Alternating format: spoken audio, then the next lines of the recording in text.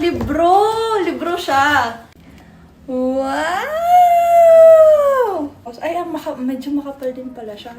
Yung mga regalo sa akin nila mama at papa. Pictures ko ulit before suotin yung gown. Next!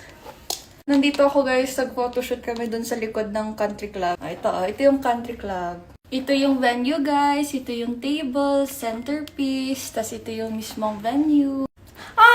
Ito yung picture namin nila mama at papa. Ito na yung naglalakad na ako sa aisle, ito na yung meron yung mga guests. Ito na ako yung nasa gitna na ako. Tapos ito kami ni papa na nung nag-18 dance siya. Tapos yung mga 18 roses. Cake slicing na kami. Mga 18 treasures. Ala! Si Shiro! Nabuhay pa si Shiro, guys. Ito na yung intermission number ko. Sa lahat ng pages dito, ito yung pinaka-favorite ko. Ito! Yan! May isa pang album ako dito. And ito yung pre-debut shoot ko. Ayan, nasa gubat tayo dito. Encantadia ang atake. Nakasakay sa horse, parang prinsesa lang. Para akong ikakasal dito kasi naka-white dress ako dito.